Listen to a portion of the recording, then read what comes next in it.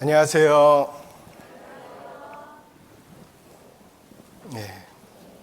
한 주간의 성경 강연회를 마치고 또 오늘까지 함께하여 주신 여러분에게 하나님의 은혜가 더욱 가득하길 원합니다. 기도하고 시작하겠습니다.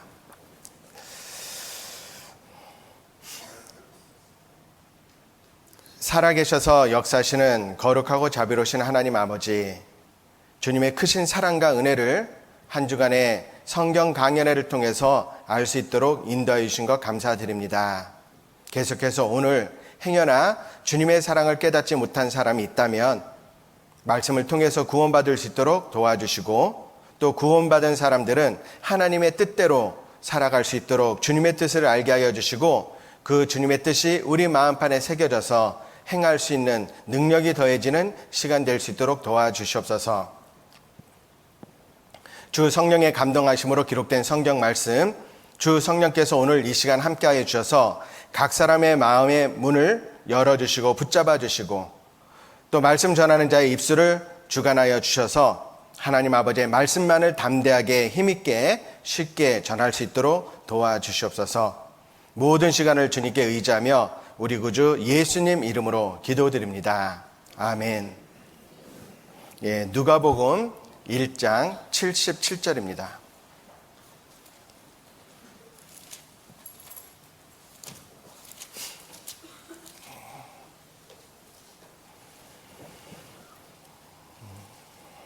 누가복음 1장 77절,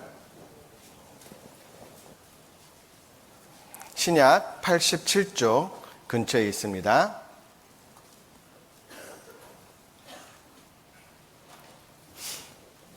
찾으셨으면 같이 읽겠습니다. 주의 백성에게 그 죄사함으로 말미암는 구원을 알게 하리니. 한 주간의 성경 강연회를 통해서 핵심이 되는 말씀은 죄사함이었습니다. 죄사함을 다른 말로 말하면 구원이다 라고 말할 수 있는데, 구원을 받기 위해서는 우리가 알아야 될 것이 있죠. 바로 성경이 하나님의 말씀이다 라는 것을 믿을 수 있어야 되는데, 강연회 시간에 그걸 말씀드렸어요. 그리고 성경이 하나님의 말씀이다 라는 것을 알게 되면, 성경의 하나님이 지금도 살아계셔서 역사하시는구나 라는 것도 알 수 있었고, 그리고 그 하나님 앞에 내가 어떠한 사람인지를 또한 알게 되었습니다. 주님이 없이는, 하나님의 도우심이 없다면 절대 천국에 갈 수 없는 사람, 그것을 우리가 인식하고 그것을 하나님 앞에 보았을 때 하나님께 간절히 매달리게 돼요. 나를 좀 구원해 달라고. 주님이 구원해 주시지 않으면 난 천국에 갈 수 없다라는 것을 우리는 알게 되었습니다. 그래서 그것을 통해서 어제 우리를 구원하시는 주님의 사랑, 주님의 은혜를 알게 되었고, 주님의 그 크신 사랑을 깨닫는 시간이 되었습니다. 근데 행여나 그것이 마음속에 아직 믿어지지 않는 분이 계시다면 오늘 말씀을 통해서 그것이 이루어지는 귀한 시간이 되길 원합니다. 여러분, 죄사함이다 라는 것, 여기에 보면 죄사함을 알게 하는 구원을 알게 하리라 라고 말씀하셨는데, 그 죄사함으로 말미암는 구원이다 라고 말씀하셨잖아요. 죄사함, 즉 구원받는 게 뭐냐? 그것은 바로 죄사함 받는 거예요. 자, 죄사함이다 라는 것을 쉽게 말하면 뭐라고 얘기할 수 있냐면, 죄 용서다. 죄 용서되었다라는 것이 구원받았다. 다시 말하면 죄 용서됐다라는 것은 죄값이 다 치루어졌다. 근데 여러분, 죄값이 뭐죠? 죄값은 사망이고 피 흘려서 죽어야 죄값이 갚아지는데, 예수님의 피를 흘려주셔서 그 죄가 다 갚아졌다, 몽땅 갚아졌다. 이거 사실이잖아요. 그게 죄 용서됐다라는 겁니다. 자, 죄 용서됐다라는 것은 우리의 죄에 대한 경험이 없어졌다? 아니에요. 그 경험은 남아 있습니다. 또 죄 용서되었다라는 것은 우리가 죄를 지었던 기억이 없어졌다? 아니에요. 그건 남아 있는 겁니다. 또 죄 용서되었다라는 것은 우리가 죄의 기질이 없어져서 죄를 안 짓게 되었다라는 것도 아니죠. 이건 그냥 남아있는 거예요. 그럼 죄 용서되었다, 구원받았다라는 것은 뭐죠? 죄값이 다 치러졌다. 얼만큼이요? 영원히 치러졌다. 그래서 내가 이 세상에 살면서 지었던 과거의 죄, 지금 짓고 있는 현재의 죄, 그리고 앞으로 살게 되는 미래의 죄, 그것이 다 갚아졌다. 갚으셨다, 하나님이. 그래서 하나님이 우리에게 뭐라고 하십니까? 기억지 아니하리라. 아니하리라. 우리의 죄를 영원히 기억지 않으신다. 우리 확증했잖아요. 그것이 바로 죄 용서되었다라는 거예요. 자, 그러면 여러분 죄 용서되셨나요? 네, 화면을 좀 바꿔주시고. 예, 죄 용서되셨어요? 네, 죄 용서되었죠. 왜? 주님이 영원한 속죄를 이루셨어요. 그래서 그것을 조금 이렇게 정리를 해보면, 영원한 제사다.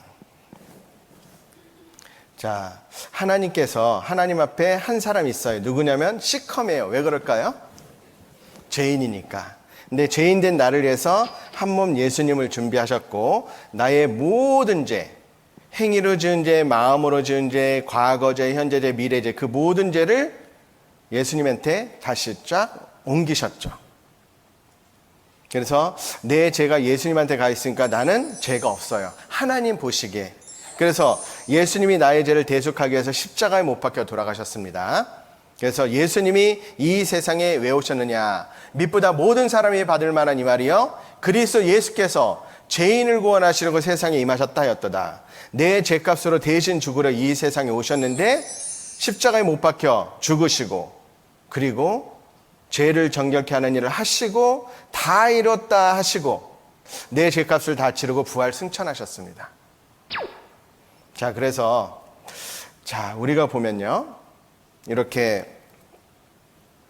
염소와 송아지 피로 아니하고 오직 자기 피로 영원한 속죄를 이루사라고 히브리서 9장 12절에 말씀하셨는데, 평생 동안 지을 죄가 있죠. 또 내 과거, 현재, 미래, 과거의 죄가 있고 현재의 죄가 있고 미래의 죄가 있는데, 이 사람은 왜 찡그리고 있죠? 이 과거의 죄, 현재의 죄, 미래의 죄, 이 죄가 해결이 안 되면 나 천국 갈 수 없다. 그러니까 고민이 생긴 거예요. 금요일에 우리의 모습이었죠. 근데 토요일 날 말씀을 듣다 보니까 과거의 죄 어떻게 됐어요? 속죄됐잖아요. 현재 죄는요? 속죄됐네요? 미래 죄는? 미래 죄도 속죄됐어요? 예, 그러니까 영원한 속죄죠. 그래서 평생 지을 죄가 영원히 속죄됐다. 이 사실을 알았잖아요. 그럼 찡그리고 있어야 돼요? 펴야 돼요? 이 사실을 알면 마음이 180도 바뀌어버리는 거예요. 그래서 이 사람을 180도 회전시켜 보겠습니다. 짝! 이렇게 마음이 환해진 거예요. 그래서 내 죄를 단번에, 단번은 한 번이잖아요. 영원히. 그리고 내가 무엇을 해서? 내가 교회 열심히 다녀서? 아니요. 헌금 많이 해서? 아니요. 봉사해서? 아니요. 그런 거는 절대 내 죄를 깨끗하게 하지 못해요. 단지 은혜로. 그래서 나의 죄를 영원히 깨끗하게 해놓으셨어요. 그래서 오직 그리스도는 죄를 위하여 한 영원한 제사를 드리시고 하나님 우편에 앉으사 또 저희 죄와 저희 불법을 내가 다시 기억지 아니하리라 하셨으니 이것을 사하셨은즉 다시 죄를 위하여 제사 드릴 것이 없느니라. 하나님 못하시는 거 있다고 했죠. 하나님이 못하시는 게 뭐예요? 거짓말. 네, 기억지 아니하리라 하고 기억하면 거짓말. 그리고 제사 드릴 것이 없느니라 하는데 뭐 제사 드려야 되나 하면은 그것도 거짓말. 하나님은 거짓말 안 하셔요. 그래서요, 내가 세상에서 과거 현재까지 지은 모든 죄, 앞으로 이 세상에서 사는 동안 지을 미래의 모든 죄 얼마나 많아요. 그 죄를 싹 덮으시고 기억지 아니하리라. 기억 안 하셔요. 자, 우리가 이것을 마음에 받아들이는 것이 구원이다. 그것이 죄사함이다. 자, 근데 이것이 어떻게 이루어지느냐라는 것에 대해서 성경에서 많은 것을 말씀해 주셨어요. 그 중에 몇 가지 복음에 대한 말씀을 한번 살펴보겠습니다. 먼저 마가복음 5장 25절입니다.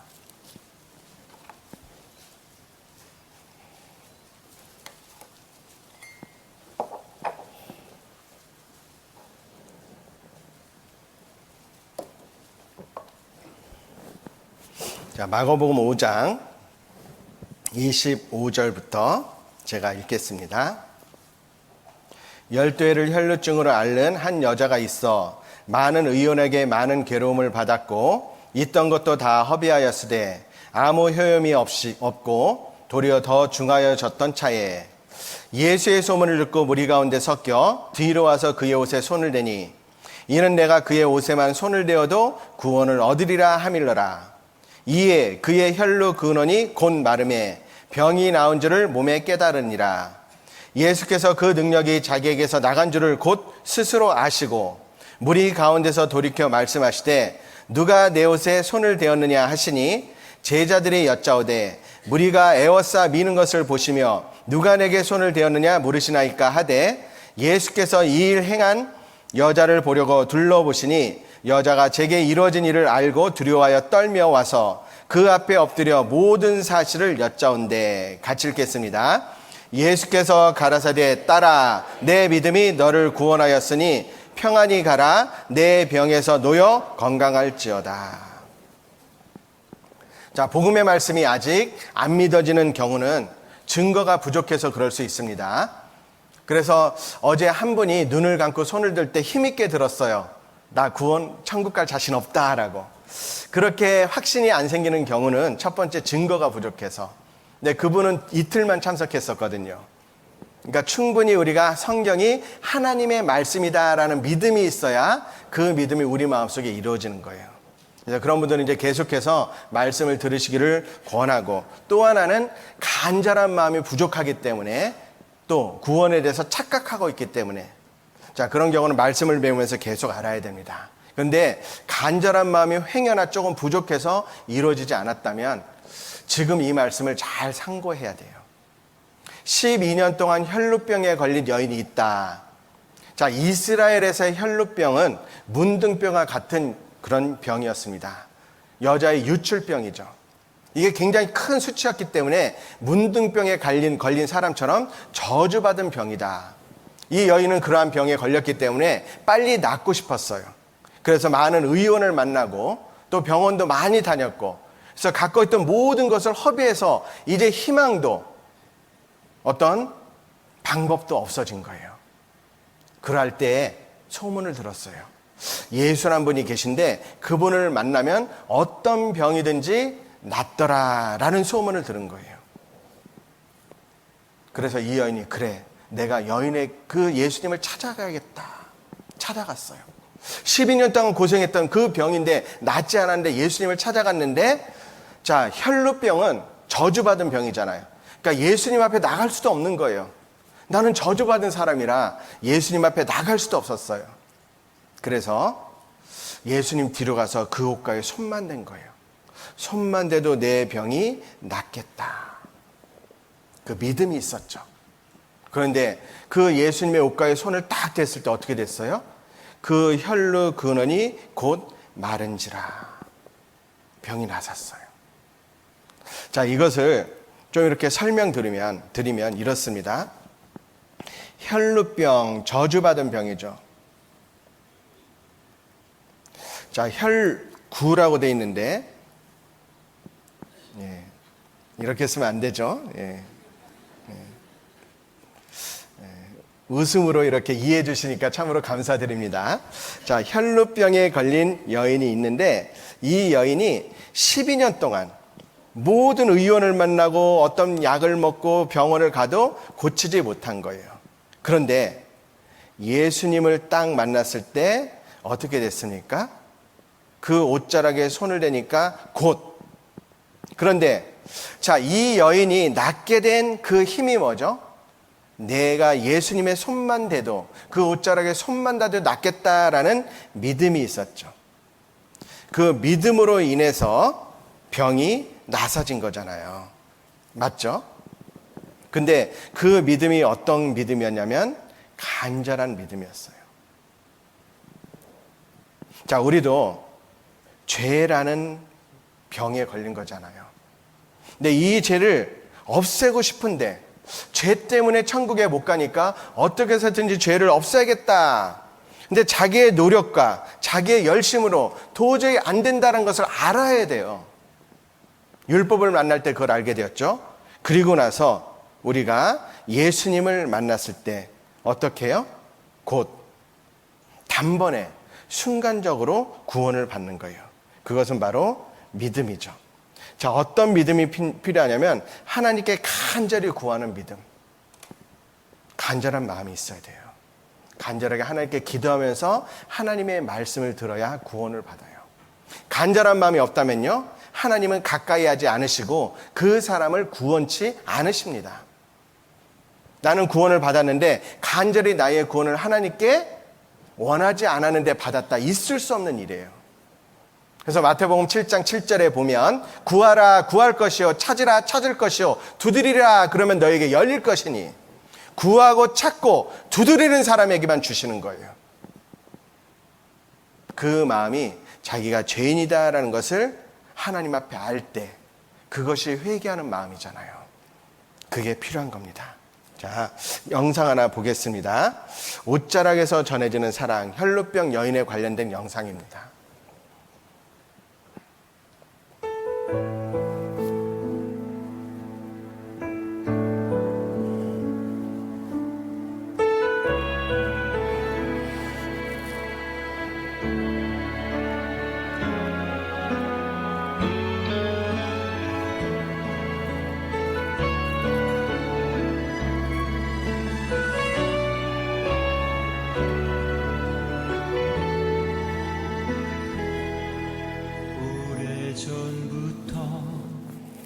날 누르는 내 안에 깊은 절망, 아무 희망도 어떤 기대도 내게 없는데, 사람들의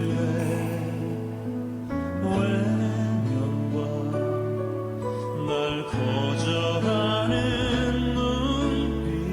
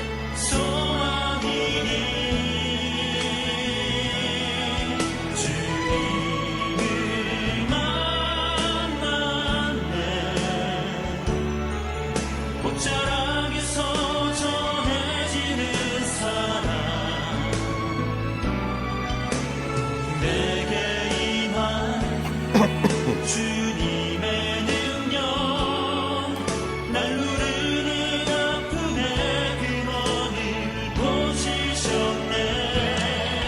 날 바라보시네.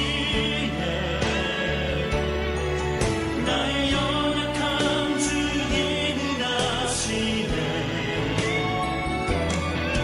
깊은 절망에서 날 자유케 하신 사랑 나 찬양해.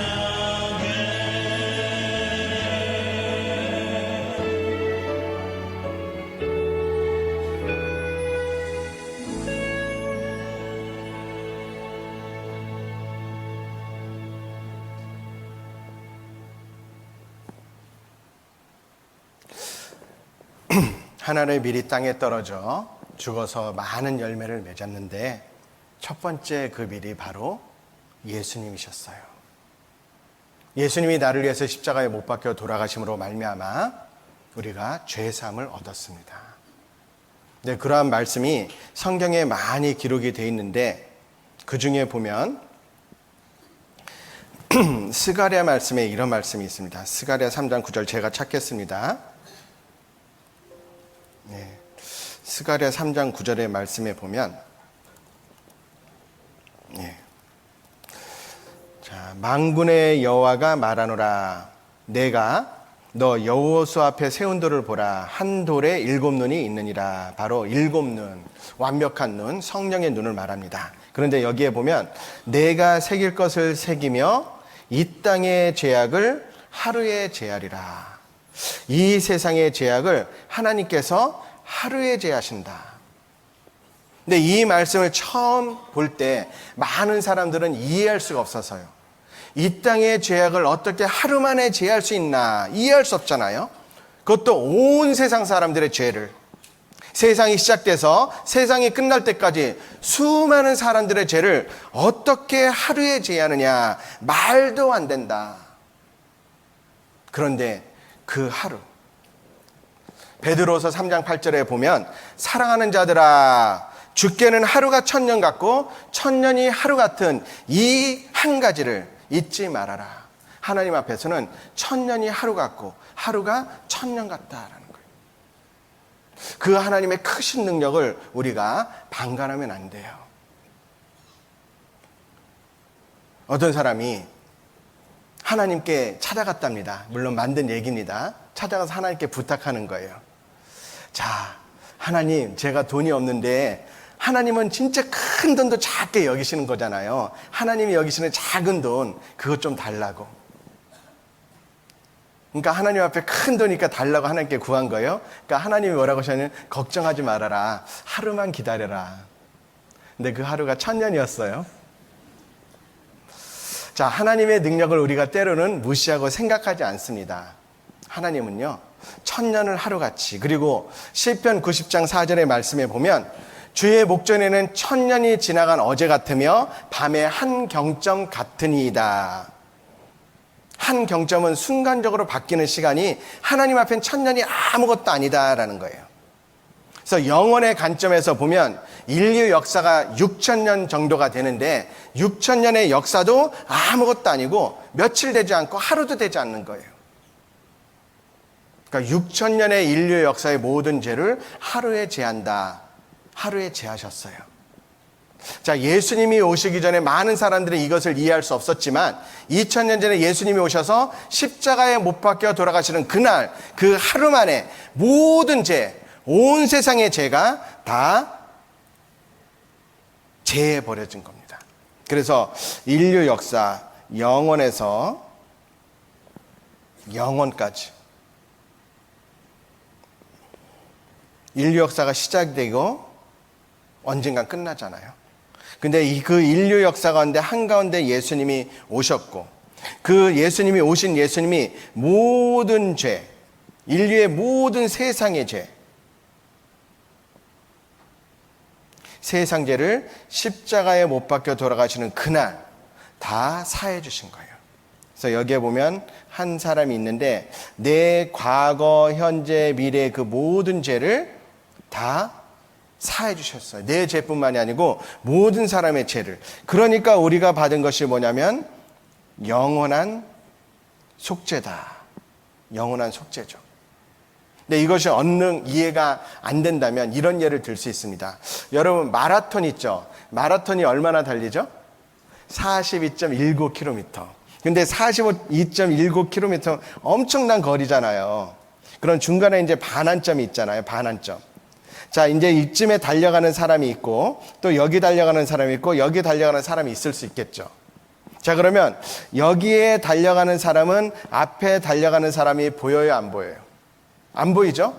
그리고 또 이 중간에 달려가는 사람은 그 앞에 달려가는 사람이 보여요, 안 보여요? 대답이 없으시네요? 보여요, 안 보여요? 안 보이잖아요. 그런데 만약에 이 위에 헬기가 있다고 해요. 헬리콥터. 헬리콥터를 되게 잘 그리네요. 이게 헬리콥터다.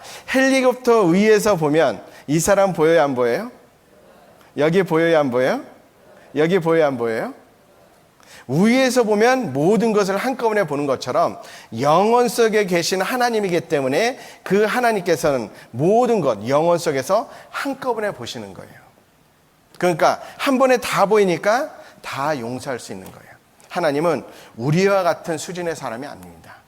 차원이 완전 다르신 그런 분이에요. 그렇기 때문에 예수님이 십자가에 못 박혀 돌아가시는 그날 이 세상의 모든 죄악이 다 제해진 겁니다. 자, 그 은혜를, 그 사랑을 많은 곳에서 표현했는데 어제 찾은 말씀 가운데 하나님이 세상을 이처럼 사랑하사 독생자를 주셨으니 하나님이 세상에 있는 나를 얼만큼 사랑하셨냐면 독생자를 주실 만큼 사랑하신 거예요. 그래서 이는 저를 믿는 자마다 바로 예수님이 나의 죄를 위해서 십자가에 못 박혀 돌아가셔서 내 죄를, 아니 모든 세상 사람들의 죄를 하루 만에 다 제하셨다라는 거. 자, 그 사실을 믿는 자마다 멸망치 않고 영생을 얻게 하려 하심이라. 영원한 생명을 얻을 수 있는 거예요. 그 주님의 사랑. 그 주님의 사랑을 우리는 지금까지 몰랐어요. 근데 이제 알았습니다. 그럼 그 주님의 사랑을 더 깊이 알고 그 사랑을 전하는 사람이 돼야 되잖아요. 1950년대 전쟁 이야기입니다. 그 전쟁 때 이제 일사후퇴가 있었잖아요. 그 6.25 동란 때 직접 참전하신 어르신도 저희 교회에 계신데 그 6.25 동란 때요. 이제 일사후퇴 때 쫙 후퇴를 하는데 미군 기자가, 종군 기자가 있는데 그때 같이 후퇴를 한 거예요. 근데 집차를 타고 혼자 쭉 가는데 갑자기 차에 기름이 떨어졌어요. 일사후퇴니까 얼마나 추웠겠어요. 그 추운 날. 그래서 이제 본부에 무전으로 겨우 연락을 해가지고 기다리고 있는데 다리 밑에 뭔가 아기 울음소리가 들리는 거예요. 아주 구슬프게. 도대체 이게 무슨 소린가 해서 다리 밑에 갔는데요. 한 여인이 발가벗은 상태로 아이를 감싸고 있는 거예요. 아이를 감싸고 있는데 그 여인은 너무 추우니까 발가벗은 상태로 얼어 죽어 있었어요.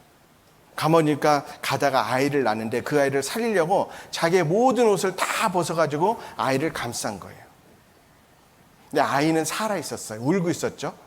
이 종군 미군 기자가 거기에 감동돼서 그 아이를 입양해서 자기 미국으로 데려갑니다. 그래서 이제 미국엔 이미 형 둘이 있고 누나가 있는데 그 밑에서 자란 거예요. 이 아이가 자라다 보니까 처음에는 어렸을 때 몰랐는데 어느 정도 크니까 형들하고 자기는 틀리거든요. 형들의 피부는 하얀데 자기는 새카맣고, 그러니까 틀리고, 눈 색깔도 틀리고 다 틀린 거예요. 도대체 나는 버림받은 아이구나. 우리 엄마가 나를 버려서 이 가정에 내가 입양된 거구나. 이제 그렇게 생각해가지고 나쁜 친구들하고 몰려다니면서 말썽 피우고, 그리고요, 아주 불량배가 돼버린 겁니다. 그러고 하루는 아버지를 찾아간 거예요. 아버지, 그 양아버지를 찾아간 거죠. 아버지, 나는 버림받은 아이 맞죠? 엄마가 나를 버린 거죠? 나는 왜 다른 사람들하고 틀려요? 하면서 막 불평불만을 쏟아낸 거예요. 그때 아버지가 아니다. 너는 정말 훌륭한 어머니의 아들이다. 네가 어느 정도 크면 얘기해 주려고 했는데 그 어머니에 대한 이야기를 쫙 해주는 거예요. 그 이야기를 듣고 그 순간 그 아이는 변화가 됐습니다. 아, 난 버림받은 게 아니었구나. 어머님이 나를 살리기 위해서 그 큰 희생을 하셨고 벌거벗으셨구나. 그래서 열심히 공부해가지고요. 실제로 이건 실화인데 그 아이가 의과대학에 들어가서 의사가 됐어요. 그래서 이제 군의가 돼가지고 한국에 파견이 나온 겁니다. 그래서 아버지의 그 이야기를 듣고 그 어머니의 무덤을 찾아간 거예요. 추운 날 찾아가서 그 추운데 그때 자기의 옷을 다 벗고 그 무덤을 덮어준 거예요. 그리고 꿇어 앉아서 울면서 이렇게 속삭였습니다. 어머니 얼마나 추우셨어요. 그날은 이거보다 훨씬 더 추우셨지요. 하면서 어머니 하면서 무덤을 끌어 안고 통곡하는 아들.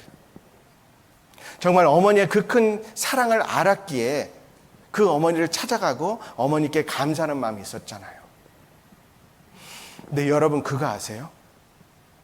나를 위해서 벌거벗으신 분이 계시다라는 거.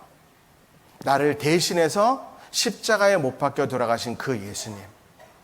영화나 또는 많은 그림을 보면 예수님이 십자가 위에서 그 옷에 감고 돌아가셨다라는 모습이 보이지만 실제로 가장 극악무도한 죄수를 죽일 때 과연 그렇게 죽였을까?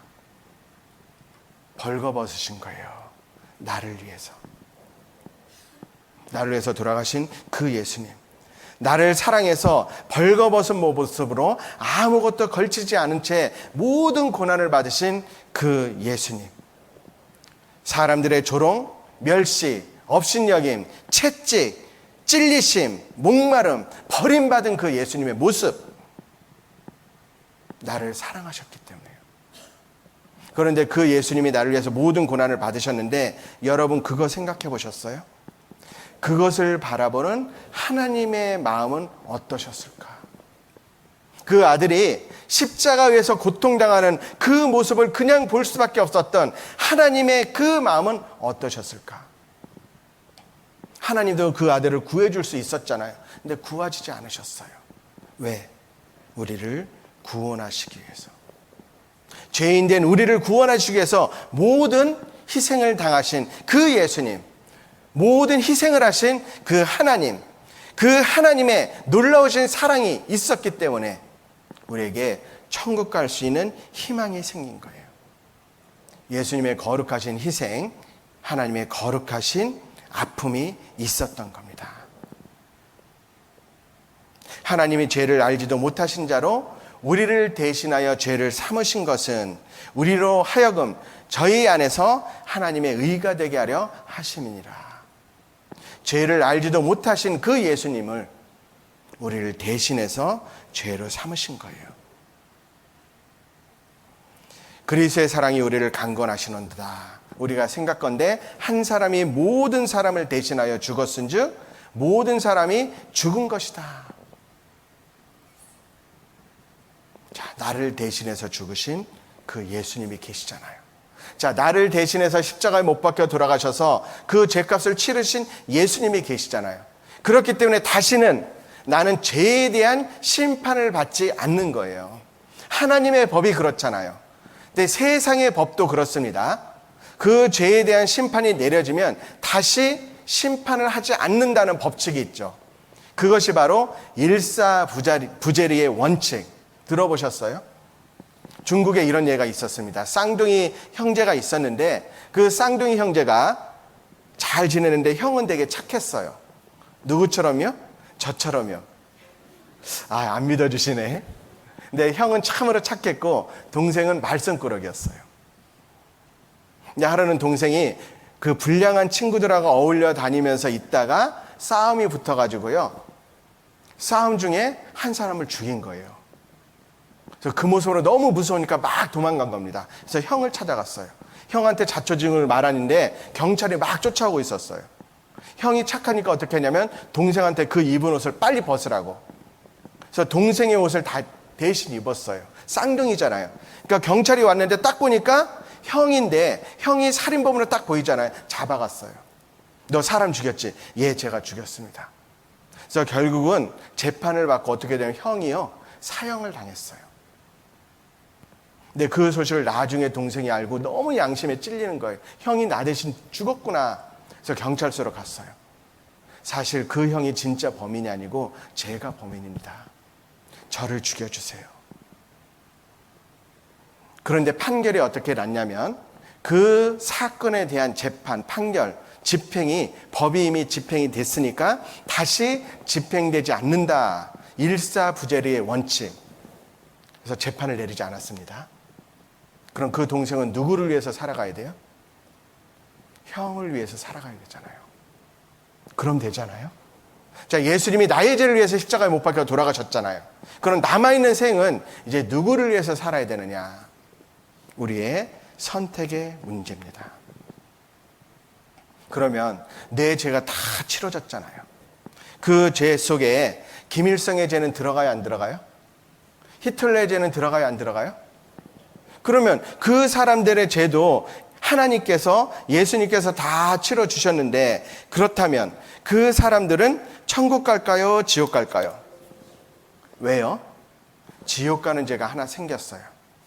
그게 뭐냐면, 자, 요한복음 16장 9절 앞에 화면을 보고 같이 한번 읽겠습니다.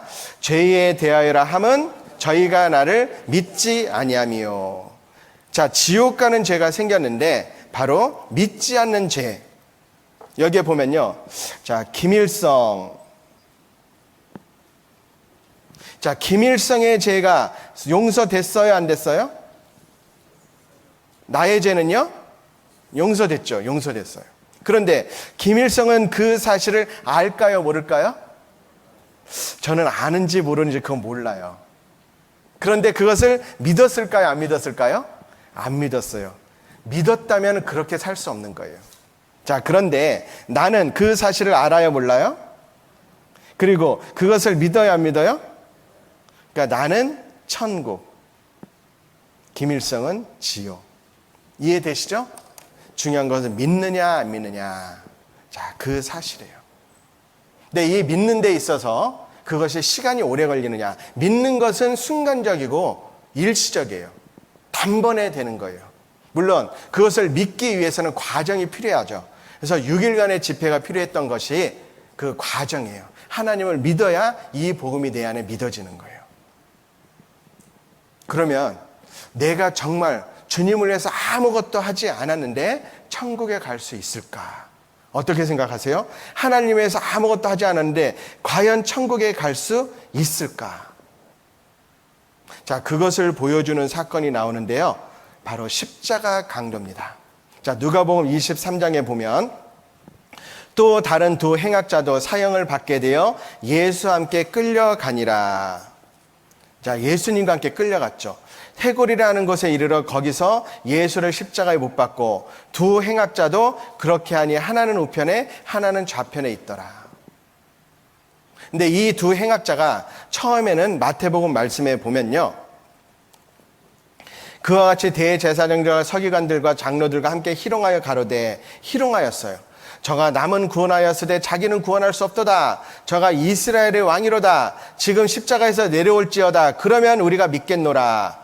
저가 하나님을 신뢰하니 하나님이 저를 기뻐하시면 이제 구원하실지라. 놀리는 거죠. 비방한 거죠. 제 말이 나는 하나님의 아들이라 하였도다 하며 함께 십자가에 못 박힌 강도들도 이와 같이 욕하더라. 처음에는 예수님의 양편에 십자가에 못 박혔던 죄수들도 함께 예수님을 비방했어요. 그러다가 예수님이 십자가에 못 박히신 그 모습을 보면서 한편 강도의 마음이 변하기 시작했습니다. 아, 이분은 그냥 보통 분이 아니구나. 하나님의 아들이구나. 그래서 누가복음 23장에 보면요. 달린 행악자 중 하나는 비방하여 가로되 내가 그리스도가 아니냐 너와 우리를 구원하라 하되 다른 하나는 그 사람을 꾸짖어 가로되 내가 동일한 정죄를 받고서도 하나님을 두려워 아니하느냐. 한편 강도의 마음이 변한 거예요. 예수님을 보니까 아, 이분은 내가 그렇게 기다리던 그분이구나. 자, 그럼 여기서 퀴즈. 누가 마음이 변해서 예수님을 알아봤을까요? 오른편 강도, 왼편 강도. 성경을 많이 읽어보면 알 수 있거든요. 어느 쪽이에요? 오른편이라고 생각하는 분. 예. 왼편이라고 생각하는 분. 아니, 손 안 드는 분은 뭐예요? 정답은 모른다. 모른다가 정답이에요. 오른쪽인지 왼쪽인지 안 나와 있습니다. 그래서 한편 강도. 자, 그런데 그 한편 강도가 이런 고백을 합니다. 우리는 우리의 행한 일에 상당한 보응을 받은 것이니 이에 당연하거니와 이 사람 바로 예수님의 행한 것은 옳지 않은 것이 없느니라 하고 가로되 예수여 당신의 나라에 임하실 때 나를 생각하소서 하니 예수께서 이르시되 내가 진실로 내게 이르노니 오늘 내가 나와 함께 낙원에 있으리라 하시니라. 십자가의 강도가 깨달은 게 있죠. 자, 우리는 우리의 행한 일에 상당한 보응을 받는 것이니, 즉 나는 십자가에 못 박혀 죽을 만한 그런 큰 죄인이다. 자기가 죄인인 것을 깨닫고 큰 죄를 지었다. 그러니까 이거 당연하다. 나는 죽어서 저주받아서 지옥에 갈 존재다. 그것을 발견한 거예요. 그리고요, 또 하나. 이 사람의 행한 것은 옳지 않은 것이 없느니라. 뭐죠? 아, 구원자 예수님이구나. 예수님을 발견한 거예요. 그리고요, 여기에 보면 무엇을 하냐면 예수여 당신의 나라에 임하실 때에 나를 생각하소서. 이건 뭡니까? 그 절박한 상황에서 나를 구원해 주세요. 그 간절한 기도를 했을 때 예수님께서 뭐라고 하셨냐면 예수께서 이르시되 내가 진실로 내게 이르노니 오늘 내가 나와 함께 낙원에 있으리라. 그럼 이 죄인은 십자가에 못 박혀서 죽는 순간 죽었죠. 그럼 천국 갔어요? 지옥 갔어요?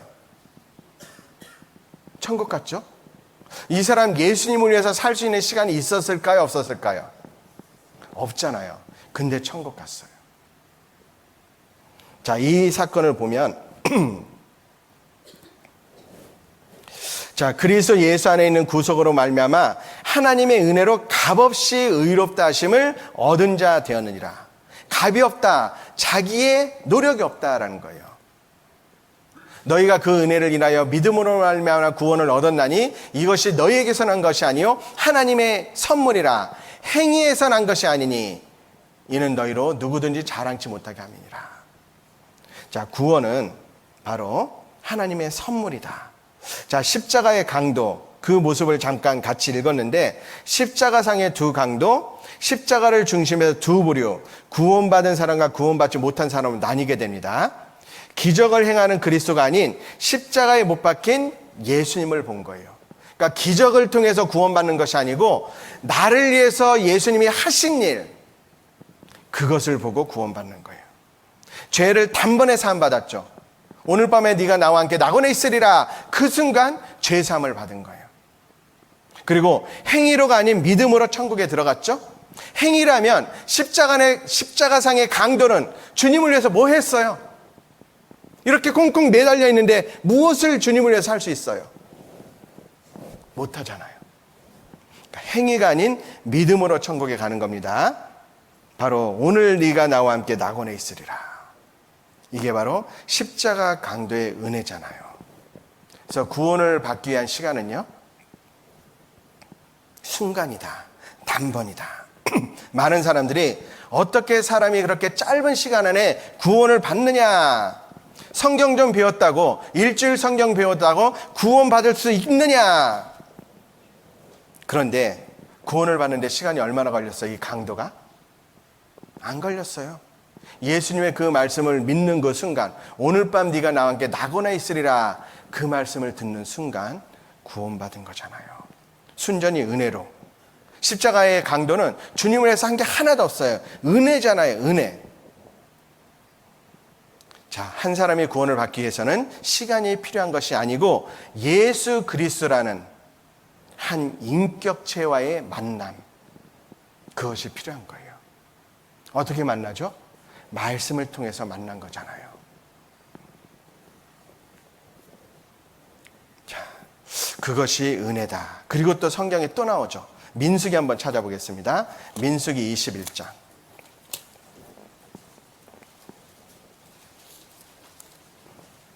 자, 민수기 21장 4절입니다.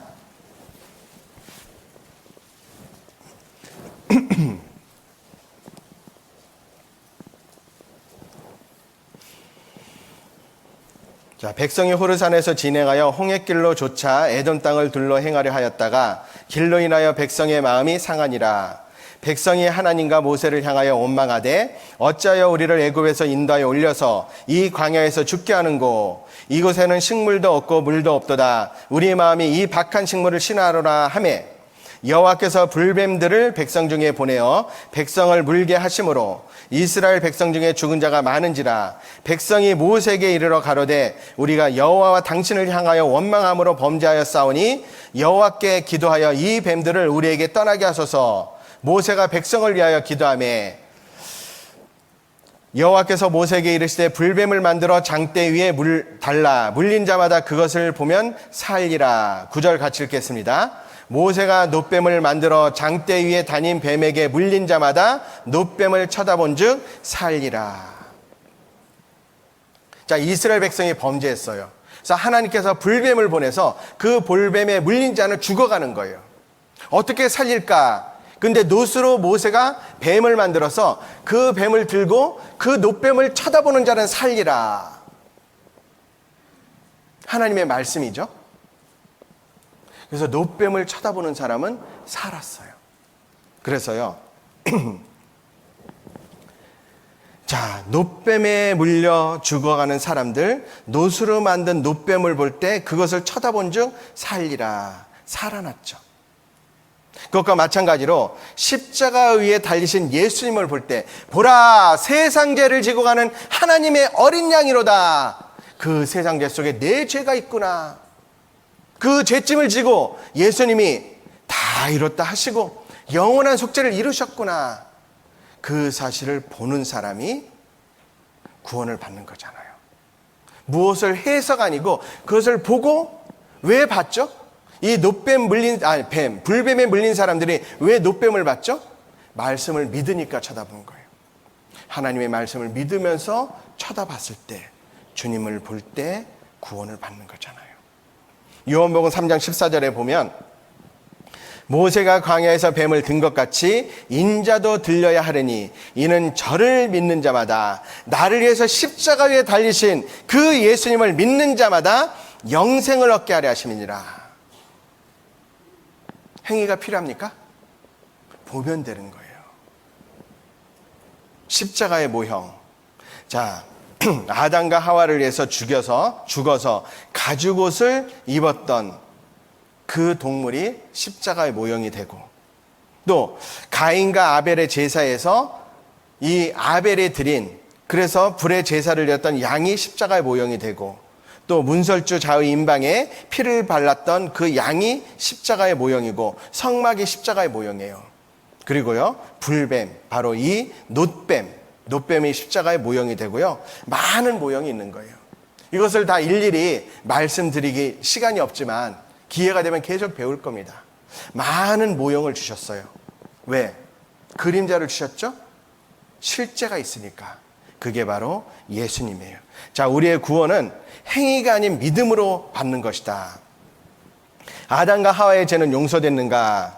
자, 무화과 잎으로 만든 그 옷은 진정한 아담과 하와를 가리는, 그 수치를 가리는 옷이 되지 못했죠. 그게 바로 죄죠. 그런데 짐승, 양이라고 해보죠. 자, 양이 대신 죽어 피를 흘렸죠. 그리고 그 수치를 가려주기 위해서 양이 죽고 가죽옷이 된 거잖아요. 이게 복음의 그림자입니다. 그래서 죄 용서가 됐어요. 아담과 하와를 위해서 바로 피로 가죽옷을 입은 거죠. 자, 아담과 하와가 만들었던 무화과 잎의 옷은 진정 옷이 되지 못해요. 자기의 의나 자기 행위나 자기의 열심으로 내 죄를 절대 가릴 수 없는 겁니다. 무화과 나무 잎으로 만든 옷, 행위로 죄를 가리려는 모습, 가죽옷은 예수님이 대신 죽으심으로 입혀주신 구원의 옷인 거죠. 예수님의 공로와 자신의 공로를 섞으면 안 됩니다. 천국 가기 위해서. 자, 양털에 배실을 섞지 말아라. 예수님의 공로 50%, 자신의 공로 50%, 천국 갈 수 있을까요? 못 가요. 예수님의 공로 90%, 자신의 공로 10%, 천국 갈 수 있을까요? 못 가요. 예수님의 공로 99.99999%, 자기의 공로 0.0000000001, 천국 갈 수 있을까요? 절대 안 돼요. 자기의 공로가 섞이면 안 돼요. 그리고요, 우리가 이제 여기에 보면 이 말씀도 좀 보겠습니다. 요한계시록 1장 5절의 말씀에 보면 또 충성된 증인으로 죽은 자들 가운데서 먼저 나시고 땅의 임금들의 머리가 되신 예수 그리스도로 말미암아 은혜와 평강이 너희에게 있기를 원하노라. 같이 읽겠습니다. 우리를 사랑하사 그의 피로 우리 죄에서 우리를 해방하시고, 우리를 사랑하사 그의 피로, 예수님의 피로 우리 죄에서 우리를 해방하시고, 우리 죄에서 내가 지옥에 갈 수밖에 없는데 우리 해방해 주신 거예요. 우리는 해방되었습니다. 여러분 해방됐어요? 해방되었으면 어떻게 해야 돼요? 해방되었네 해야 될 거 아니에요. 한번 해볼까요? 해방되었네. 안 해방된 것 같아요. 다시 한번 해방되었네. 해방되었죠. 그의 피로, 예수님의 피로 우리 죄에서 우리를 해방하셨어요. 자, 그런데 해방된 사람에게 무엇이 있냐면 징계는 다 받는 것이거늘 너에게 없으면 사생자의 참 아들이 아니니라. 구원받은 그리스도인에게는 징벌은 없지만 징계가 있는 거죠. 그래서 로마서 말씀에 보면 죄가 너희를 주관치 못하리니 이는 너희가 법 아래 있지 아니하고 은혜 아래 있음이니라. 그런즉 어찌하리요? 우리가 법 아래 있지 아니하고 은혜 아래 있으니 죄를 지으리요? 그럴 수 없느니라. 은혜 안에 있는 사람은 예수님이 나의 죄를 위해서 십자가에 못 박혀 돌아가셨구나. 그래서 죄를 지으려고 할 때 주님의 은혜가 생각나는 거예요. 물론 육신이 약해서 또 죄의 유혹이 너무 강해서 죄를 지을 수도 있겠지만 안 지으려는 그 사랑이 있는 거예요.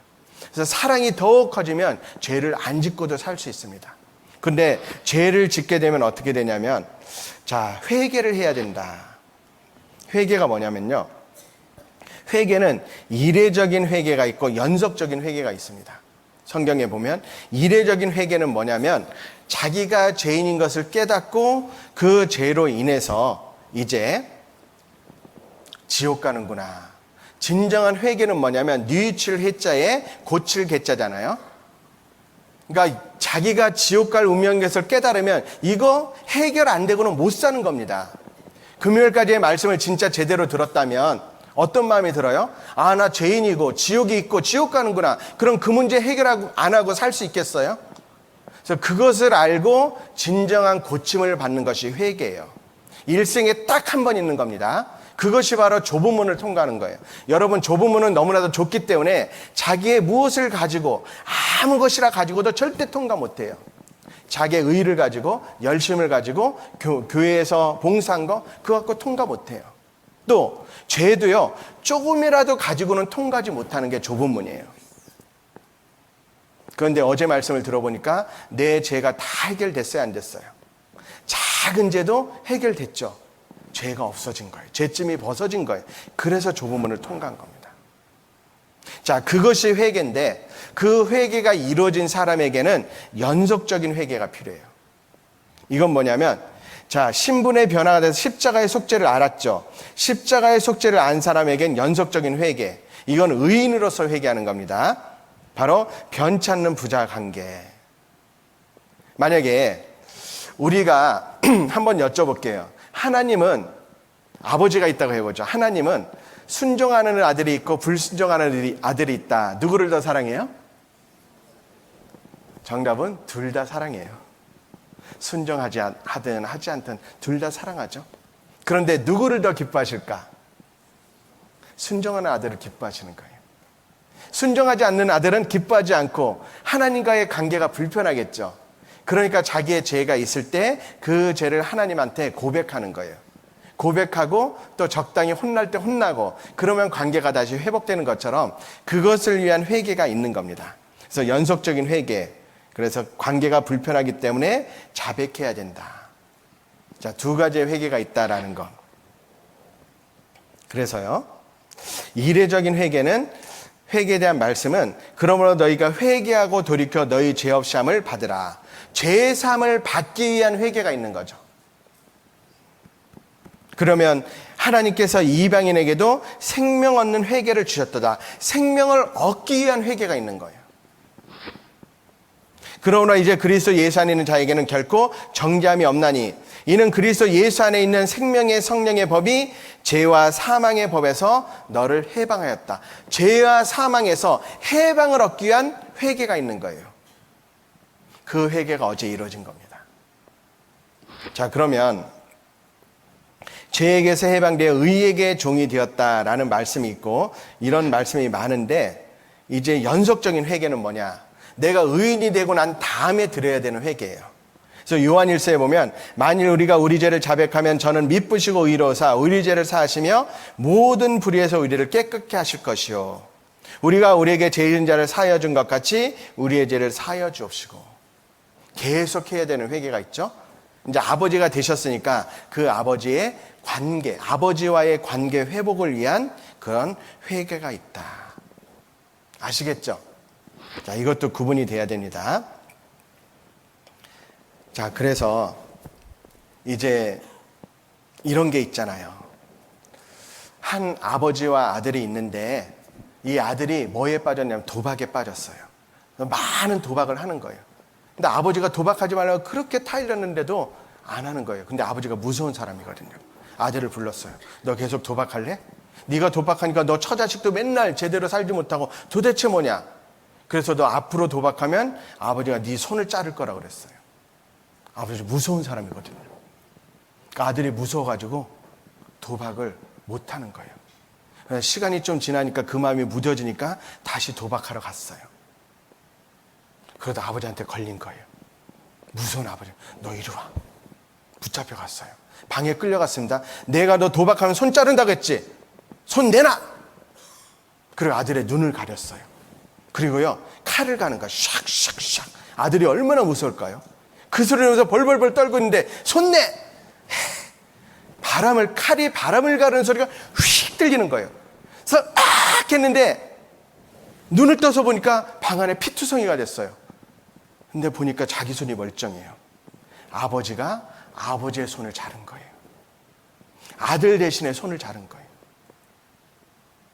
그 아버지의 희생, 그 아버지의 사랑을 정말 아들이 깨달았다면 그 아들이 또 도박하러 갈까요? 주님의 그 크신 사랑을 깨달은 사람은 다시는 전과 같이 죄를 안 지으려고 할 거고 안 짓게 될 거예요. 그렇죠? 그리고요, 자기가 죄에 대해서는 두 가지가 있는데 부지불식간에 짓는 죄가 있어요. 자기도 모르게 짓는 죄가 있죠. 그러니까 구원받기 이전에 습관화가 되었던 죄. 예를 들어서 제가 그런 것이 있었는데 저는 옛날에 자동차 운전을 할 때 누가 제 앞으로 껴들잖아요. 그럼 기분이 되게 나빴어요. 그래서 껴들면 막 입에서 저도 모르게 욕이 나오는 거예요. 구원받았어요. 운전하고 가는데 앞에 누가 껴들어요. 어땠을까요? 자기도 모르게 욕이 나와요. 근데 그런 것을 하나님께 자백해야 돼요. 하나님, 제가 합당하지 못하게 욕을 했습니다. 그래서 계속 자백하다 보니까 나중에는 어떻게 되는지 아세요? 제 앞에 차가 딱 껴들었는데 갑자기 그런 생각이 드는 거예요. 아이고, 예수님 어서 들어오세요. 자, 고쳐집니다. 자백이 필요해요. 그런데 이건 죄인 줄 아는데 계속 짓는 죄가 있잖아요. 고범죄라고 하는데 그런 죄는요, 그것도 당연히 자백해야 되죠. 자백하고 나는데 그런데 그것은 알고 지은 죄니까 하나님이 그냥 안 있고요, 혼내줘요. 나를 맹매하고 혼내줘요. 그런 징계가 있다라는 겁니다. 그래서 이제 회개와 그런 부분에 대해서 말씀을 드렸는데, 자, 골로새서 1장 6절 말씀 또 말씀 더 드리겠습니다. 골로새서 1장 6절.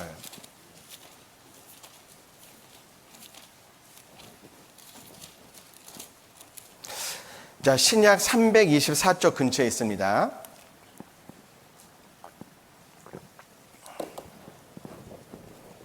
골로새서 1장 6절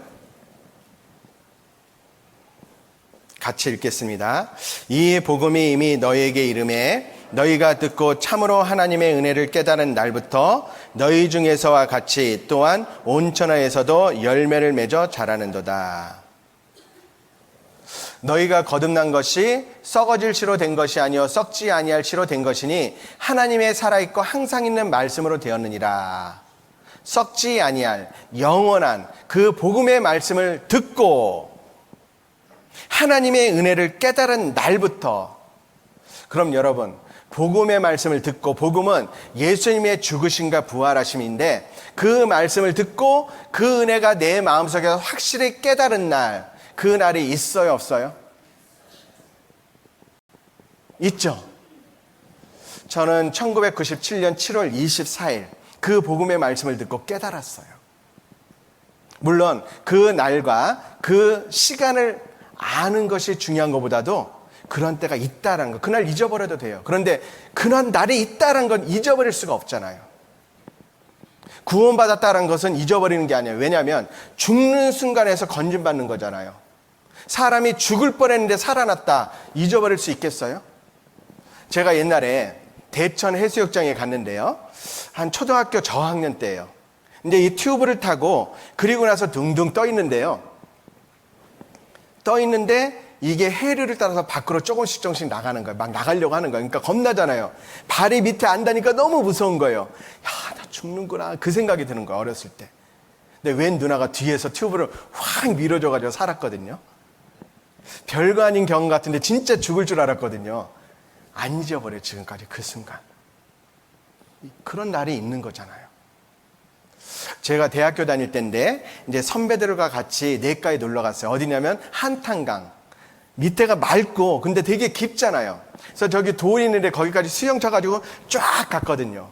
그래서 돌 위에 딱 섰는데 선배도 저보다 키도 크고 멋있어가지고 본인도 올 수 있을 거라고 생각하고 수영 쳐서 오는 거예요. 근데 중간에 힘이 빠져서 못 가는 거예요, 그 깊은 물에서.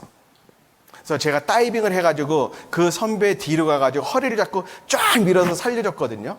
근데 그 선배는 지금도 저를 보잖아요. 그때 나를 살려주네, 너무 고마워. 죽을 뻔한 경험을 했다가 살아는 거 잊어버려요, 안 잊어버려요? 거듭난 날이 뭐죠? 아, 내가 지옥에 갈 뻔했는데 복음의 말씀을 듣고 구원받았구나. 잊어버릴 수가 없어요. 그 날은 너무나도 중요합니다. 여러분들에게 그날이 있으신가요? 있어야 돼요. 자, 봅시다. 거듭남의 증인들. 그들은 이렇게 거듭났다. 루터에서 스펄전까지 이 책에 수록된 위대한 크리스찬들은 사망과 흑암의 골짜기에서 헤매다가 어느 날 주님의 음성을 듣고 구원의 빛을 받아 사망에서 생명으로 옮겨진 확실한 경험을 했다. 자, 마틴 루터가 누구죠? 종교개혁을 했어요. 1513년 거듭남을 경험했다. 그가 확실히 고백하는 거예요. 블레즈 파스칼, 프랑스의 수학자, 물리학자, 철학자, 1654년 11월 23일 거듭남을 경험했다.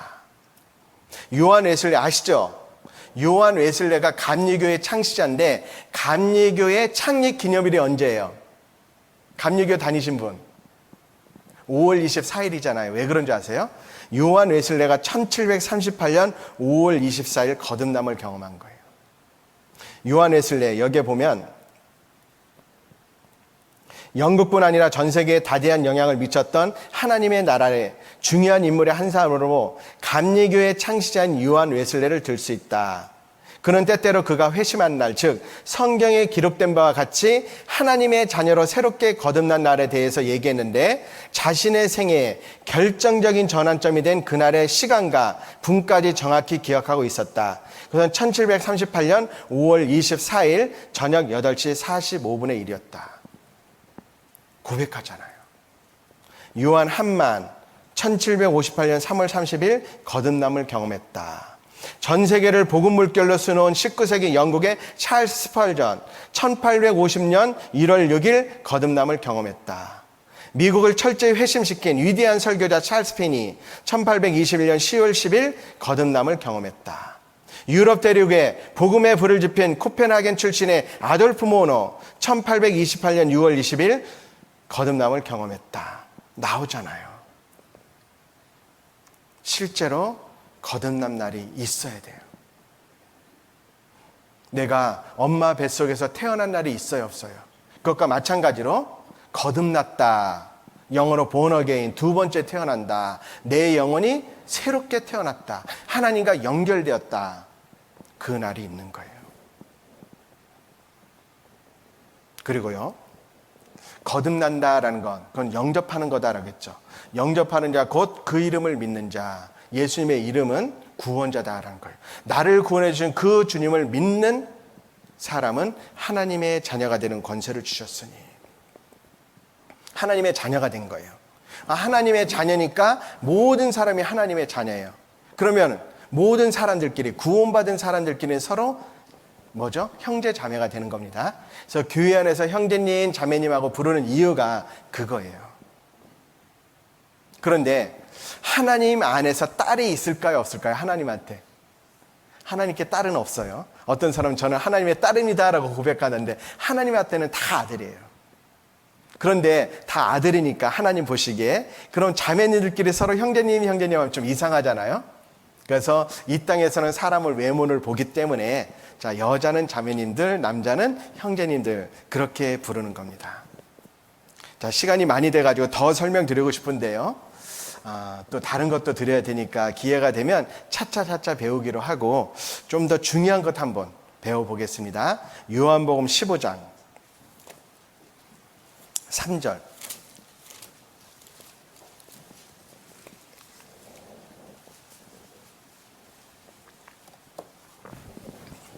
요한복음 15장 3절에서 4절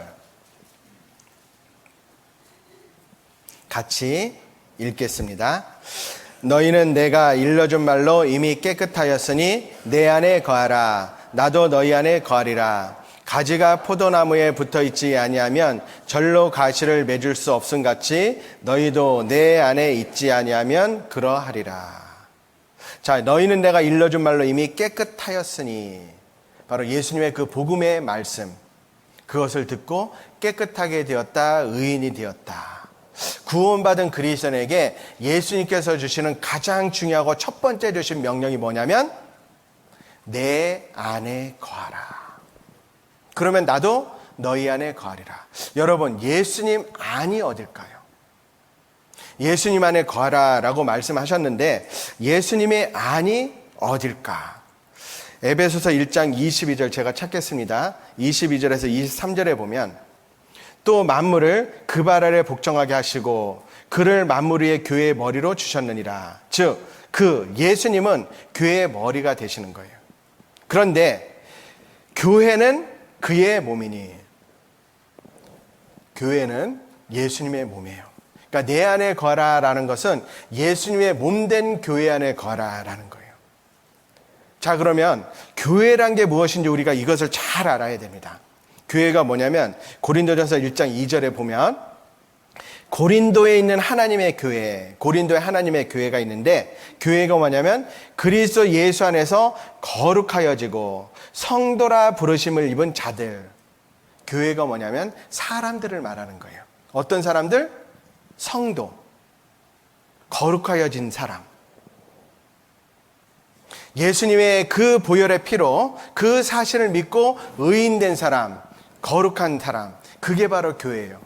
교회가 헬라어로 에클레시아다라고 하는데 구별된 무리, 즉 교회는 건물이 아니고 구별된 사람들이에요.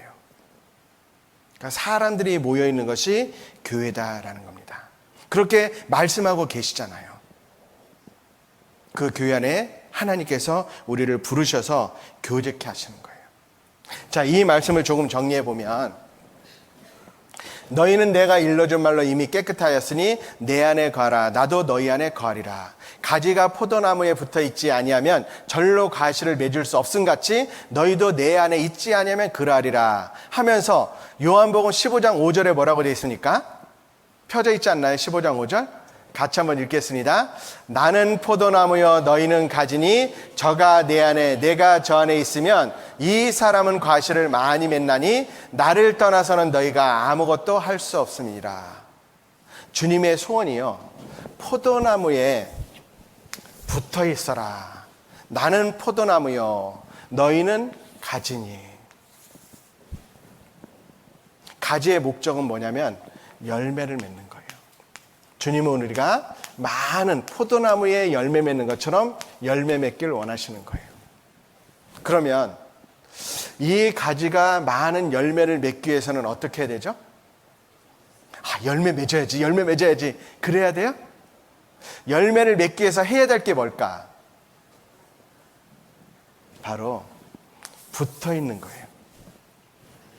붙어 있는 것. 어디예요? 가지가 포도나무에 붙어 있으면 절로 가시를 맺는 겁니다. 많은 열매를 맺는 거예요. 요 붙어 있는 것. 그러면 가지가 포도나무에 붙어 있는데 가지는 나고 포도나무는 예수님이잖아요. 근데 예수님을 몸으로 비유한 것이 에베소서인데, 자, 사람의 몸이 이렇게 있잖아요. 그럼 예수님 내 안에 거하라.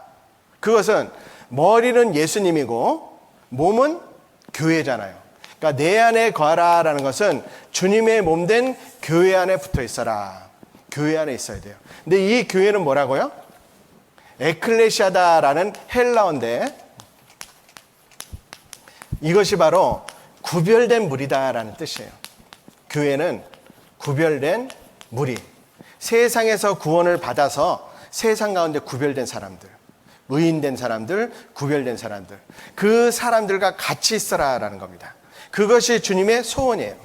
여러분, 그러면 교회에 대해서 여러분들이 정말 이해하고 계신지 한번 여쭤볼게요.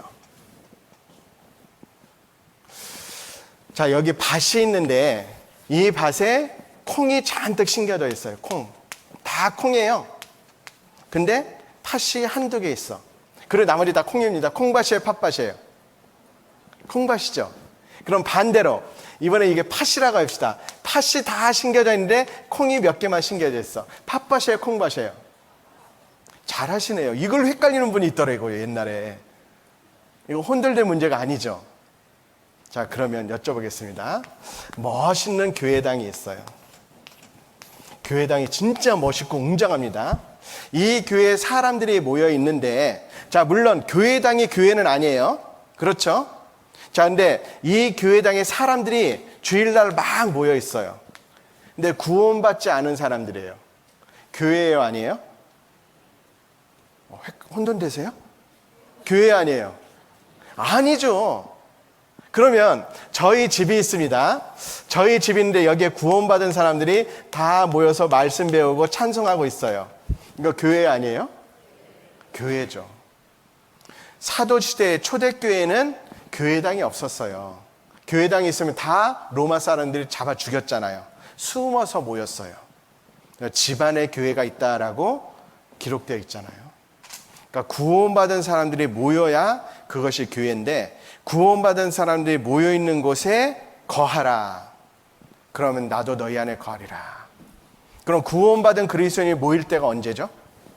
그 모일 때 나도 같이 모여야 되잖아요. 언제 모여요? 김포교회 언제 모여요? 주일날 아침 10시 45분. 자, 어제 저녁에 몇 시에 모였어요? 7시 반에 모였죠. 그러니까 그때 교회가 된 거예요. 어제 사회 보시는 전도사님이 그랬죠. 어제 사회 보면서 어제와 같은 시간에 이 자리에 오면 아무도 없다고, 저녁 7시 반에. 그땐 교회가 아닌 거예요. 안 모이니까. 그러니까 모일 때 교회가 되는 거예요. 주일 말씀, 수요 말씀 또는 구역 모임이 있고 각 회별 모임이 있는데, 그 모일 때 내가 참석해서 온전히 마음을 하나로 하면 열매가 맺혀지는 거예요. 그것을 주님이 우리에게 원하십니다. 그것만 하라. 그래서 무슨 일이 있어도 주님의 몸된 교회 가운데 내가 함께 하는 것, 그것이 주님의 소원입니다. 조금 정리하겠습니다.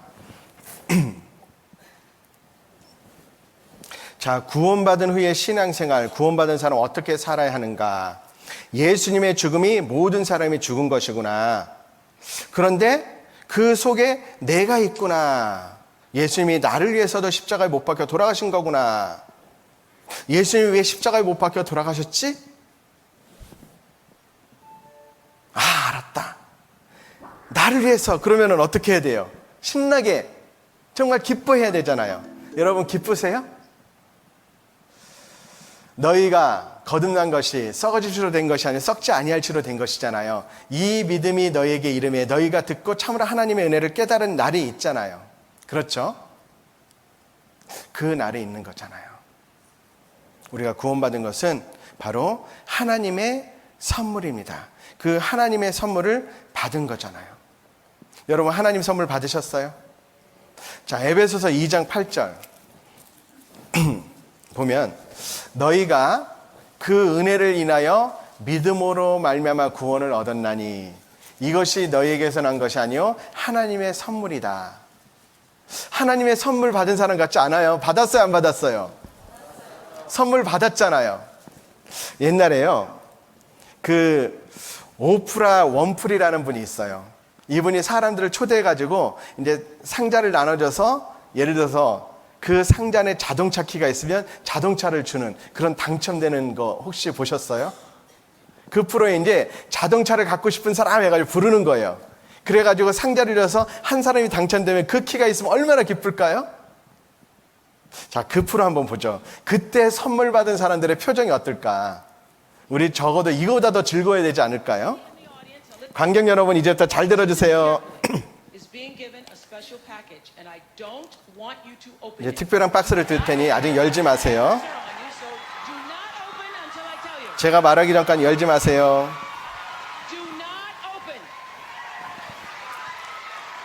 Does everybody have a box? All right. Okay, now here's the deal. Listen carefully. Inside one of these boxes is a key. Do not open it yet. Okay, everybody listen up. Here is the deal. If your box has a key, you will be the last person today to get one of those cute little G6s. Okay? Who will it be? Are you ready? Hold on. Are you ready? JR is back in our audio booth. I want, JR, this calls for a drum roll. Cue the drum roll. All right, open your boxes.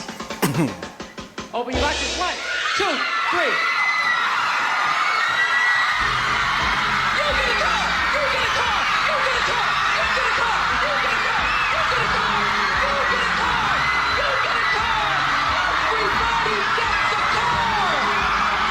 Everybody gets a car! Everybody gets a car! Everybody gets a car! Everybody gets a G6! Everybody gets a car! 아이고, 차 한 대 바꾸도 이렇게 좋은데, 예? 차가 좋아요? 구원이 좋아요? 이 차 타고 지옥 가면 좋겠어요?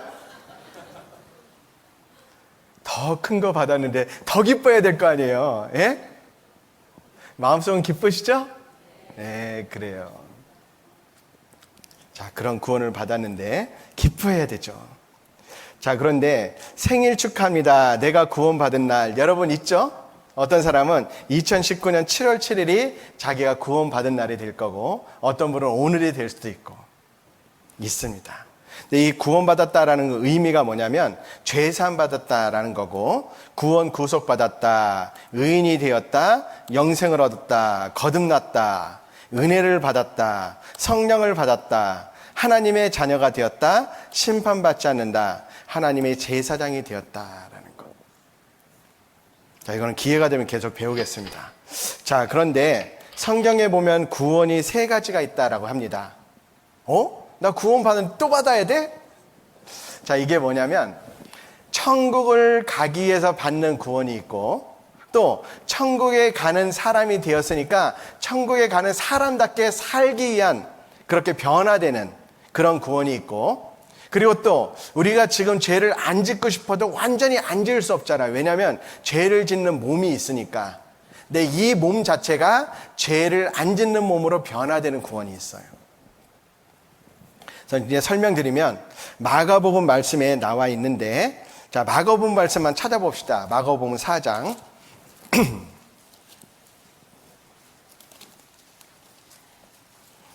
마가복음 4장 26절입니다.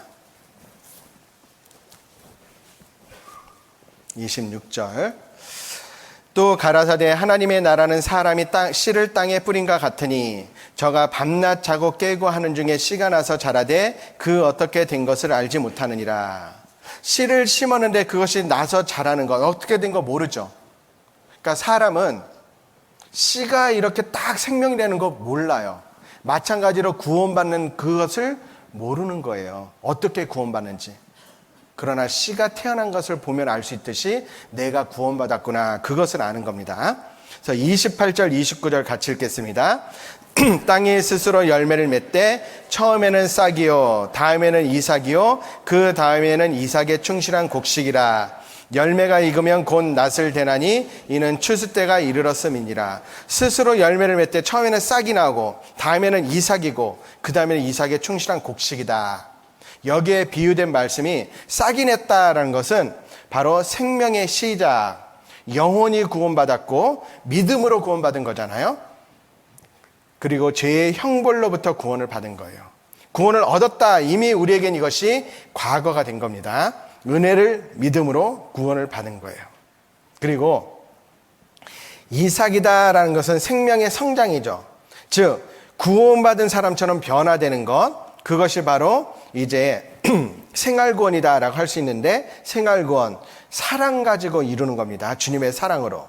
그래서 죄의 권세로부터 구원받는 거고, 성경에 보면 구원을 이루라, 두렵고 떨림으로 너희 구원을 이루라 라는 말씀이 이제 생명의 성장을 말씀하는 겁니다. 성령의 복종함으로 이루어지고 곡식이 된다, 생명의 결실, 우리의 몸이 구원받는 거. 언제요? 주님 오실 때. 그래서 이것은 우리의 소망이 되는 것이고, 육체의 구원, 죄의 존재로부터 구원받는 겁니다. 구원을 얻으리라, 미래에 대해서 말씀해 주셨어요.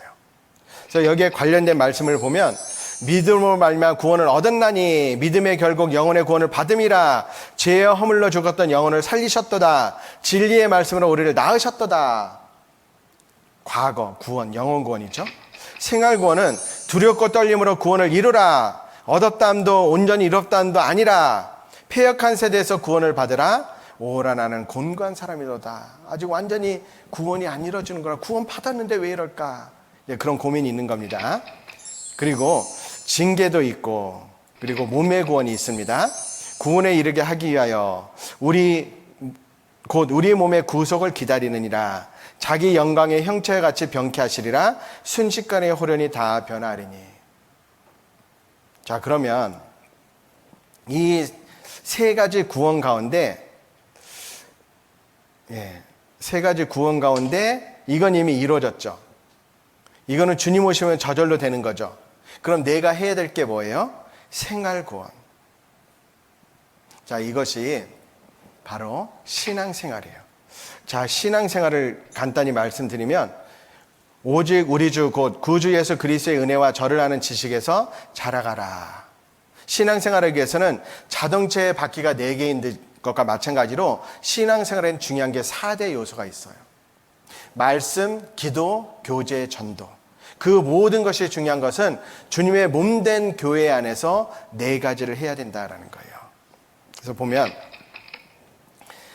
말씀, 사람이 떡으로만 살 것이 아니요 하나님의 입으로 나오는 모든 말씀으로 살 것이다. 말씀, 순전하고 신령한 저질 삼아라. 기도, 쉬지 말고 기도하라. 구하라. 전도, 항상 힘쓰라. 교제, 따로 거하라. 내 안에 거하라. 따로 거하라라는 것은요, 교회 안에서 따로 거하는 것이 아니고 세상 가운데서 떨어져서 따로 거하라. 자, 갓난 아이들같이 순전하고 신령한 저질 사모하라. 그러니까 말씀이 특별히 중요한 것은 듣는 말씀이 중요합니다. 왜냐하면 믿음은 들음에서 나기 때문에. 그래서 주일 말씀, 수요 말씀, 여러 가지 말씀을 잘 들어야 돼요. 특별히 이제 처음 구원받은 분들은 갈릴리 성경학교라고 처음 구원받고 하는 신앙생활에 대해서 전해주고 있는데 그 말씀을 또 들으시기 바랍니다. 자, 아이가 아무리 좋은 반찬이라도 갓난아이는 먹지 못합니다. 아무리 맛있는 피자도 햄버거도 먹지 못해요. 그럼 갓난아이가 뭘 찾겠어요? 술을 찾겠어요? 담배를 찾겠어요? 뭐 찾아요? 갓난아이가 먹을 수 있는 음식은 바로 젖입니다. 젖을 먹은 아이가 무럭무럭 자라나듯이 우리 영혼을 자라게 하는 양식은 바로 말씀입니다. 맞잖아요. 그래서 이 아이에게 중요한 건 초유잖아요. 하늘 아래 모유보다 더 좋은 건 없습니다. 모유에서 갓 태어난 아이를 바이러스, 세균 등의 질병 인자로부터 보호해주는 면역 성분뿐 아니라 성장 발육에 필요한 각종 영양이 듬뿍 들어 있습니다. 이 초유를 반드시 먹어야 되잖아요. 마찬가지로 구원받은 이후에 우리가 꼭 먼저 먹어야 되는 것이 있어요. 말씀이죠. 어떻게 살아야 되느냐. 그걸 몰라서 첫 단추가 제대로 깨어지지 않아서 신앙생활을 잘 못하는 분들이 있어요. 자, 그리고 너희가 거듭난 것이 썩어질 씨로 된 것이 아니요 썩지 아니할 씨로 된 것이니 하나님의 살아있고 항상 있는 말씀으로 거듭났기 때문에 말씀으로 계속 커야 되고, 기도, 내 힘으로 무엇이든지 내게 구하면 내게 시행하리라. 기도해야 됩니다. 그리고 교제, 바로 내 안에 거하라 나도 너희 안에 거하리라. 베드로전서 5장 8절에 보면 근실하라 깨어라 너희 대적 마귀가 우는 사자같이 두루다니며 삼킬 자를 찾나니. 마귀는 우리의 구원을 못 뺏어가지만 우리의 신앙생활을 망치게 할 수 있어요. 그러니까 그 속에서 지키기 위해서는 함께 있는 겁니다. 동물의 세계에 보면 사자가 많은 짐승을 노리는데 무리 가운데 있는 짐승은 공격 못 하잖아요. 우리는 마귀보다 연약하지만 함께 있을 때 주님이 함께 계시기 때문에 그 마귀를 이길 수 있어요. 내 안에 거하라 나도 너희 안에 거하리라. 전도, 또 가라사대 너희는 온 천하에 다니며 만민에게 복음을 전파하라. 자, 내 너를 위해 피 흘렸건만 너 나를 위해 무엇하느냐. 예수님의 질문이에요. 구원받은 그리스도인에게 주는 겁니다. 자, 같이 읽겠습니다. 내가 그리스도와 함께 십자가에 못 박혔나니 그런즉 이제는 내가 산 것이 아니요 오직 내 안에 그리스도께서 사신 것이라. 나를 위해서 돌아가신 주님을 위해서 살아가는 삶이 돼야 됩니다. 자, 이제 드리고 싶은 말씀이 너무나도 많은데 사실 시간 관계상 다 못 드리고요. 중요한 것은 주님의 몸된 교회 안에 거하면서 주님 뜻대로 살아가야 됩니다. 자, 이번에 하나님의 은혜를 새롭게 깨달으신 분, 진짜 인생은 지금부터 시작되는 거예요. 멋진 인생입니다. 세상 그 누구도 알지 못하는 하나님의 사랑이, 하나님의 은혜가, 하나님의 능력이 실행되는 그 시작 멋지게 해봅시다. 자, 기도하고 마치고 성찬식을 계속하겠습니다. 먼저 기도하겠습니다. 살아계셔서 역사하시는 하나님 아버지 참으로 감사드립니다. 이번에 우리 김포교회 대전도 집회를 통해서 많은 분들이 말씀을 듣고 또 구원받는 역사가 일어나도록 도와주신 것 감사드립니다. 이번에 구원받은 새로운 영혼들, 이제 멋진 인생이 주님의 말씀과 함께 주님의 교회 안에서 시작될 수 있도록 도와주시고 인도하여 주시옵소서. 행여나 주님의 사랑을 깨닫지 못한 영혼이 있다면 주님 끝까지 포기하지 않고 주님이 포기하지 않으시기에 포기하지 않고 주님의 말씀 끝까지 듣고 구원받을 수 있도록 도와주시옵소서. 이번 집회를 위해서 수고한 모든 손길 주님 기억하여 주시고 주님 오시는 그날까지 더욱 더 주님의 기쁨이 될 수 있도록 도와주시옵소서. 남아있는 시간도 주님께 의지하며 우리 구주 예수님의 이름으로 기도드립니다. 아멘.